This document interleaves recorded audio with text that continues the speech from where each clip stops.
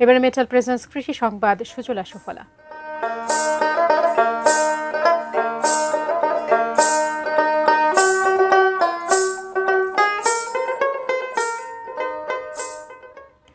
বাড়ছে পদ্মা নদীর পানি, তলিয়ে গেছে পাবনার ৩ উপজেলার বিস্তীর্ণ জমির ফসল, নষ্ট হয়েছে কয়েক হাজার একর জমির উঠতি সবজি ও কলা ক্ষেত।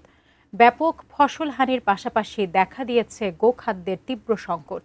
মিলন মাহমুদের ক্যামেরায় পাবনা থেকে রিজভি জয়ের রিপোর্টে বিস্তারিত।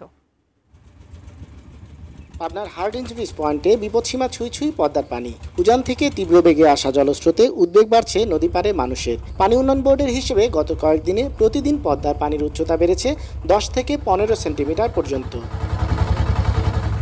খাতা কলমে পাবনায় পদ্মার জল বিপদসীমা না পেরোলেও ক্ষয়ক্ষতি ও দুর্ভোগ সীমা ছাড়িয়েছে কৃষকদের। তলিয়ে গেছে ঈশ্বরদী সদর ও সুজানগর উপজেলার চরাঞ্চলের ফসলি জমি। নষ্ট হয়েছে কয়েক হাজার একর জমির উঠতি ফসলসহ লাউ, চালকুমড়া, মরিচ, করলা, ঝিঙের ক্ষেত ও কলা বাগান। বানের স্রোতের সাথে পাল্লা দিয়ে ফসল তুলতে আপ্রাণ চেষ্টা করেও রক্ষা করা যাচ্ছে না স্বপ্নের ফসল। এখান থেকে পারমাণবিক বিদ্যুৎ কেন্দ্র থেকে ওদিকে কুষ্টিয়া, তালাবাড়ি, মসলিমপুর, রানাকুর, এই মধ্যে লক্ষ লক্ষ বিঘি সবজি প্রায় সব নষ্টর দিকেই চলে আসে। তার চাষি অনেক টাকার ক্ষতিগ্রস্ত। আমরা কৃষক ক্ষতিগ্রস্ত, সরকার যাতে আমাদের দিকে একটু নজর দেয়, যাতে কৃষক কিছু উপকৃত হতে পারে।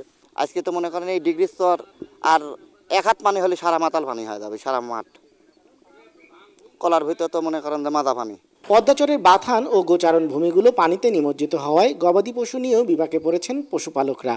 দেখা দিয়েছে গোখাদ্যের তীব্র সংকট। এই গরু নিয়ে মনে করেন যে এই ঘাস মাস কাটেও মনে করেন যে খাওয়াইনি পরিবেশ নাই, মোটামুটি খালি আশপাশেই রাখতেছি, এই ফলমল এটা ওটা খাওয়াচ্ছি, খুবই মন করেন দেন কষ্টই আছে। ক্ষয়ক্ষতি নিরূপণ ও ক্ষতিগ্রস্ত কৃষকের তালিকা করছে কৃষি বিভাগ। তারা যদি আসলে এই ক্ষতির তালিকায় পড়ে যায়, তাহলে আমরা বিভিন্নভাবে প্রণোদনা সহ অন্যান্য কার্যক্রমের মাধ্যমে তাদের ক্ষতি পুষিয়ে নেওয়ার চেষ্টা করব এবং এই ক্ষতির প্রভাব যেন বাজারে না পড়ে সেই ক্ষেত্রেও আমরা সর্বদা বাজার মনিটরিং সহ কৃষকের পাশে রয়েছি। কৃষি বিভাগের হিসেব মতে পাবনায় অন্তত 350 হেক্টর জমির ফসল ক্ষতিগ্রস্ত হয়েছে।